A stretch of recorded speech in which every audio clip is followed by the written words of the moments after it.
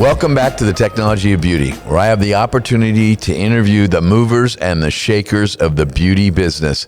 And today is no exception, except that I'm in beautiful Austin, Texas, home of the Aesthetic Innovation Summit yesterday and the Aesthetic Society meeting called Meet that's going to be going on all week. We're here in the convention center, and I have the opportunity to interview Don Marie. How are you, sir? I'm doing great, Grant. Thanks so much for having me on. It's a pleasure. Appreciate it. Were you at AIS yesterday? I was. It's my second year, and I think it's probably one of the most valuable events in the calendar. You're very kind. Thank you very much. Yeah. It's our 6th year, and as the co-founder and co-chair, that makes me very happy to hear that you think it's one of the most important events. You and Philippe put on an incredible event. It's great. Yeah, Philippe as my partner, it's fantastic. We work on it all year long. We learn so much, and it's so exciting bringing people in. And as you saw yesterday, when I had to do a show of hands, at least a third of the people had never been there. Amazing. And we had record attendance, 220 people signed up, and industry and finance and some clinicians. It was great fun. Yeah. I'm glad you enjoyed it. But let's get back to you, Yes. Don. Where are you from?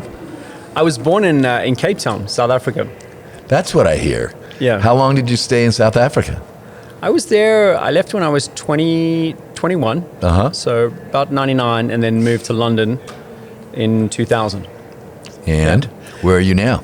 Now I live in beautiful Austin, Texas. So I'm in Hayes County, about 40 minutes from here, living a bit more of a rural life. I love it. Out of the city, out of the hustle and bustle. I also then I moved to the US in probably about 2021. Okay, so you've been only in the U.S. for about 4 years. Yeah, just in time for COVID, earthquakes, fires, everything like that. So that was interesting.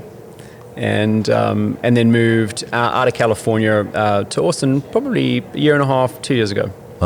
Yeah. And what are you doing? Well, I'm engrossed in all things Illumia. You know, certainly it's been a wild ride. We started in 2016. I was part of the original first glut of employees that started with the company, and was tapped on the shoulder by the founder at that point. And it's been an absolute pleasure and a really exciting journey for the organization. Where were you living then when you started Lumine? So we were in the UK. Yeah, I was in the UK. I'm trying to put this together. Yeah. So you were in London. Correct. And actually, the founder said to me, he said, "Look, I want you to move over to the US, and we're gonna set up shop in the US in 2017." And I said, "Look, I think there's an opportunity in the UK, and I think we should start here." And we're now the second largest professionally dispensed brand in the United Kingdom. Congratulations. Thank you. It's been a real journey. But the team there are amazing, and they picked up from where I left off, and they've just done an incredible job. So from that point, you then came to California? Yep, I was sent over to the US with a suitcase and some money, and asked to set up the organization here, not knowing anything about the US, the market. And then you had COVID to contend with? Correct, yes. Earthquakes and fires? Really interesting. Yeah. Really Unbelievable. So okay, it's and been then a baptism of fire. Remind me again, when did you move to Austin? To remind me, a couple years ago? Yeah, 2022. Okay. Yeah. Is that part of your position with Illumia, or do you do that remotely? Or I know you said you're living more in a country lifestyle, rural lifestyle. It was amazing. I think COVID taught us that, you know, if you hire great people and you empower them to do a job, that really it doesn't really matter where they live. And so, having said that, I do miss a little bit of an office culture. I do enjoy that, just walking around, talking to people, that communication. Really, I do miss that. However, with technology now, we're all scattered across the US, and I had the opportunity to move out of California just for lifestyle changes and things like quality of life, taxation. I chose to move. Yeah. Okay, I get it. Yeah. Tell us a little bit more about Illumine and the model that you have. I know you have a wonderful product. You can talk about that a little bit, but how is it distributed? What's the philosophy? Take us through that, please. Yeah, I really appreciate that question. It's you know, I was talking to some other delegates yesterday. I feel like we have a business model, first and foremost, that supports a product line. Okay. And our products are clean, corrective, effective, and they compete very well in the marketplace in terms of innovation. And our founder always said it's what's in the bottle that counts. And I think that is the first and foremost The biggest challenge we tried to solve was patient outcomes, reliable, robust patient outcomes, repeatable, delivered in chemistry that we felt very comfortable with. And so, but behind that sits a phenomenal business model, which I think the industry is still only uncovering. Okay. And that is the fact that we have solved diversion. And so when you look at every single one of our products, it has anti-diversion technology baked into it, and we track that product in 4 different ways, which means that when we sell to a physician, we guarantee that that product will never land up on a website that their patient can purchase from directly outside of the physician's office. We guarantee that. We offer a brand promise guarantee. Okay. That says that if your registered patient purchases Illumier from any other online platform, we will give you your money back. And no brand, I think, would be able to support that currently. So we all know that there's some cases where purchases are made and then they're resold online on Amazon or different other online. How do you possibly track every one of these bottles? Well, at point of manufacture and dispatch, the product is effectively attached to the recipient. So let's say Dr. Stevens' practice ordered something from us. Okay. On shipment, that would be annotated to the bottle and the packaging. Uh-huh. If we ever found that product on a third-party website where it shouldn't be, we have our Google web crawlers that are searching the internet all the time. We'll pick that product up. We purchase it at whatever price that person is advertising it at. We bring it back into our warehouse, we scan it, and we're able to tell who we sold it to. At that point, then we invoke some of the terms and conditions in our license and distribution contract, which says that if you ever place this product on a third-party website where it shouldn't be, we have the right to terminate our agreement. Okay. Do you allow the physician to sell on his or her website as a store? Absolutely. And we've actually done an incredible amount of work recently and made some significant investments in an e-commerce platform called Connect that's underpinned by Shopify, which allows us to integrate seamlessly with physicians' websites, e-commerce platforms, while still keeping our brand promise guarantee intact. So what happens behind the scenes is you would list it on your website. When a patient pays and checks out, we do a record check and call instantaneously to see if that email is registered to any other physician. Okay, I follow you. If it's not, we allow the transaction to go through. Do you market that online store for the physician, or is the physician responsible for all the marketing when they do an online store? That's a really interesting question. So I think that my answer to that would be twofold. One is obviously the physician's website has good traction, SEO, it's well optimized, it has good traffic.